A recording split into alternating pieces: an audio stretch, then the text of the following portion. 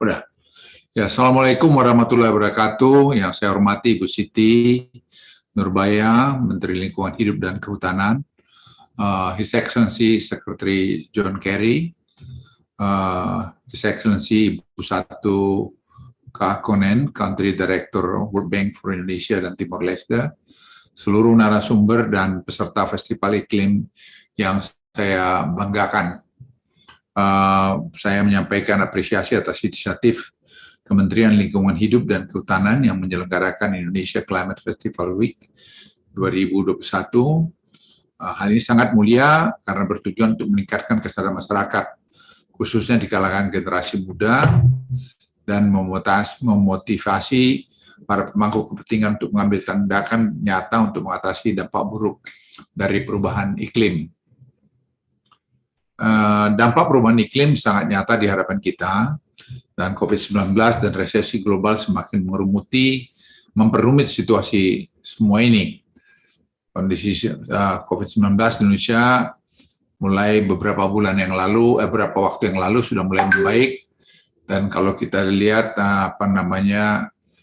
reproduksi efektif daripada COVID Indonesia sudah di bawah 0,98, dan di beberapa tempat sudah ada 0,97. Jadi semua menunjukkan perbaikan-perbaikan yang sangat signifikan kalau kita bandingkan kepada waktu-waktu yang lalu. Jakarta sendiri sekarang sudah berada pada 0,95 reproduksinya. Nah, menyangkut kepada perubahan iklim, Indonesia itu sangat serius mengendalikan perubahan iklim. Saya barusan selesai makan malam dengan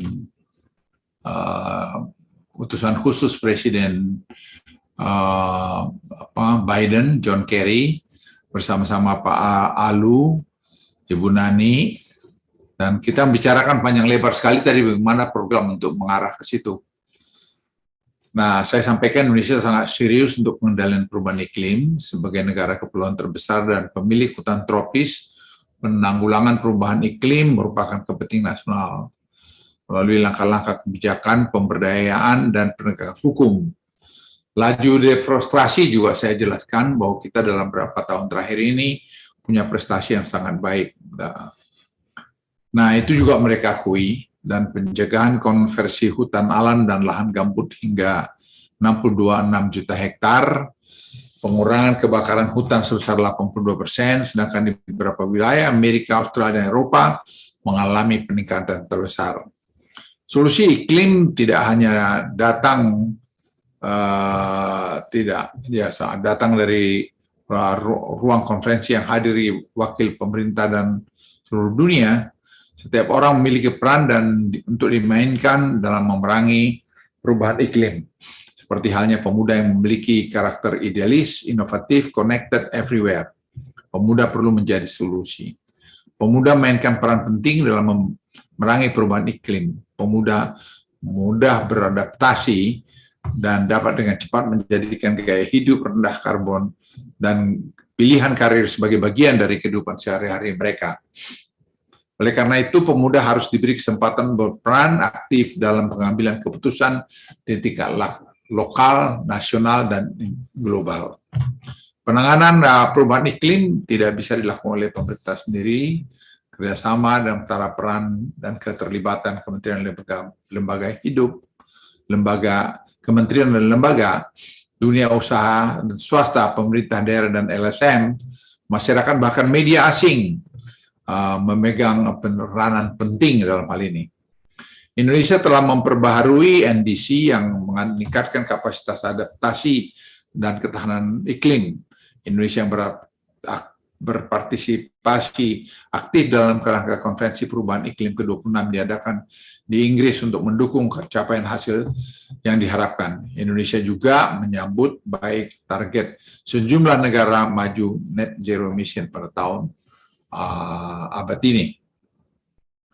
Terlepas dari momentum pandemi COVID-19, kami mengajak para pemangku kepentingan untuk mencapai tujuan dan target update NDC melalui visi long-term strategy low carbon dan climate resilience 2050. Bapak Ibu sekalian, kami berharap melalui pesan disampaikan dalam tema Festival Iklim ini, pemerintah Indonesia mendorong semua pemangku kepentingan untuk mengambil bagian dalam aksi iklim untuk bersama-sama mencapai target pengurangan emisi dan pembangunan ketahanan iklim di seluruh negeri menuju Indonesia yang tangguh dan terus berkembang. Dan ini harapan saya supaya anak-anak muda semua itu kalian betul-betul bisa berkarya dalam masalah lingkungan hidup ini. Karena ini masalah yang serius. Dulu waktu zaman saya ini tidak dianggap terlalu penting. Sekarang tidak bisa diabaikan bahwa masalah climate change ini menjadi sangat penting. Selamat bertugas, selamat bekerja. Sekian, terima kasih. Wassalamualaikum warahmatullahi wabarakatuh.